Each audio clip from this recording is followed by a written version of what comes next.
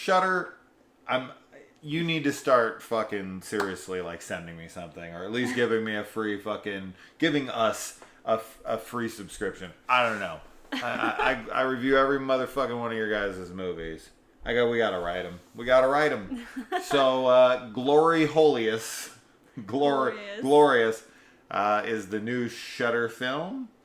And this one is kind of like Saw in the sense that the whole thing takes place in a gross bathroom. About 95% of the film. This guy gets trapped in a bathroom with a voice in another stall who's claiming to be otherworldly or godlike. Let's just say that. And there's a glory hole. But this movie doesn't go in the place that I was expecting it to go for sure. When I heard that there was a glory hole involved, I think you would think certain things. Because I thought what this was going to be like is a film I watched last year. I don't think it was this year. No, because I would have watched it with you had I don't watch anything without you, really. There was a movie called The Special. Yeah. The Special, where a guy is like sticking his dick in a box. Oh yeah, you told me about this movie. Which I really actually liked that movie, and it was from the director of Death House, which is incredible to me because that's the biggest piece of shit I've ever watched in my entire life. No exaggeration. Not being hyperbolic at all. I think it's the worst fucking film I've ever seen in my life. But then The Special I actually thought was pretty cool and interesting, and I thought for sure this was going to be something like that, with a lot of glory hole action. That's what you wanted it to be. That's what I wanted to be. I always want to see dudes suck each other's dick in a bathroom. It's funny because this movie like actually makes fun of the fact that you would think it was that. Sure. Because it's not that. No, it isn't. It isn't. It's very H.P. Lovecraft cosmic horror. Yes. So I'm not exactly sure what I expected outside of dick sucking in a bathroom stall. But that's that. Now, what'd you think? I love this movie. Yeah? I thought it was really cool. Okay. I always loved cosmic horror, and I think that this one did a great job at portraying it, but also making it like a relatable story because it deals a lot with like human emotion, and the protagonist in the film is not what you expect him to be in the end, although I think you can kind of guess like sort of where it's going with his character and what his past like holds. But I thought it was really cool. I like that it's one setting, and I think that it just works really well. It's not a super long film either. It's like a really quick one, but everything felt great with like the pacing, and I love the voice in the stall and the way that they speak and all the comedic bits and everything. I was really into it. The voice in the stall is played by J.K. Simmons, who is a huge actor who's been in fucking everything, and it was interesting because I had to look up his voice because in this movie he sounds like Elmer from Brain Damage a little bit. Mm-hmm. Not as over the top, but pretty similar. But J.K. Simmons is like, you know who that is? I don't recognize the name. No, he's been in so many things. Did I ever show you Palm Springs? I showed you Palm Springs with with Andy Samberg and Loop of Time. The guy who, the I know balding him. older guy that's in every goddamn movie you've ever seen. Mm-hmm. Spider-Man, and obviously Spider-Man. It's a big one for him. La La Land, one of my favorite films of all time. Anyway, he's the voice, so it was interesting. But we never do see him. It's just his voice, so you never see that actor. Mm-hmm. But yeah, I mean, I think the film's really cool. It definitely is horror, no doubt. There's no doubt about it. But the film is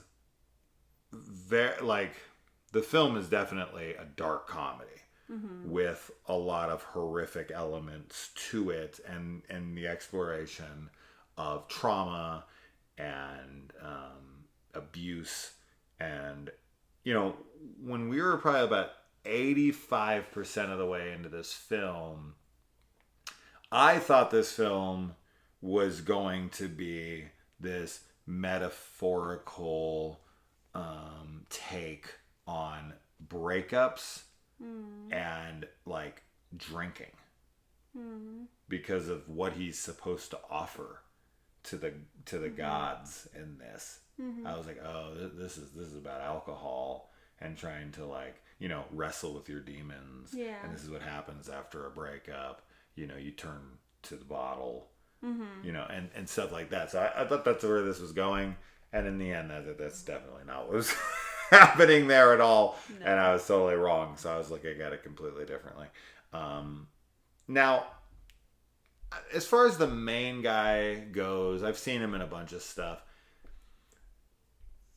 I think now that I really kind of understand the tone of the film, because the film is fairly playful in a way, right? It never really takes itself too seriously, but it does deal with some very heavy, serious themes.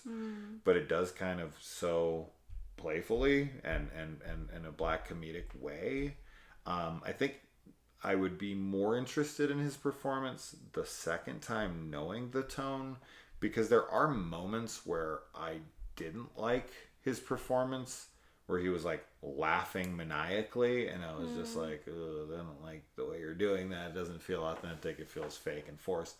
But because of how the film is, I feel like it actually kind of fits. So I kind of feel like I have to retract my original feelings towards the main character's performance. But overall, yeah, it's a different film for sure. It's not something that you've seen much of in the past. It definitely does not play out like a traditional horror movie by any means, and I think it's going to be very off-putting to a group of people for sure. But I think for people who are into Lovecraftian horror, cosmic horror with like a comedic edge to it, dealing with heavier subject matter, that is okay with a film being a little more silly in nature, because like when you're really taking it as a whole, as you're watching it, like, this is a silly ass movie. Yeah, it's like silly. What's happening in this movie is ridiculous, and how it's playing out. But yeah. Go ahead. That's like part of the cosmic, like it's the cosmic joke, you know. So I think that plays into the film really nicely. Yeah, I mean, I think we've given you enough to you know, assess whether or not you would be into it.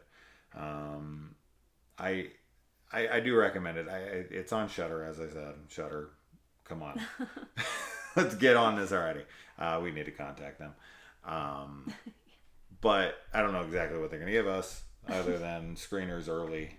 You can see it like shit a week earlier, 2 weeks earlier or something. That'd be nice. Yeah, this is an interesting movie. It's an interesting movie. I'm always asking for new shit. I'm always asking for unique spins and whatnot, and this definitely does it. So I was pleased to see something a little more unique.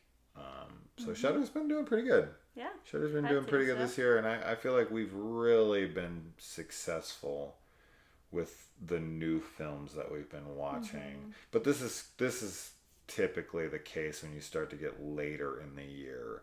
I feel like horror, the people who have horror are you know, holding the better stuff for closer to Halloween. Yeah. And so we're really getting an onslaught of these cool horror films that we've been watching recently, and this is one of them. So not my favorite film of the last like couple weeks by any means, but still a cool one. Yes. But that's just kind of a testament to how fantastic some of the movies we've watched has been this week, this last couple weeks. But it's a cool movie. Check it out. Let us know. Yeah. Yeah. Bye.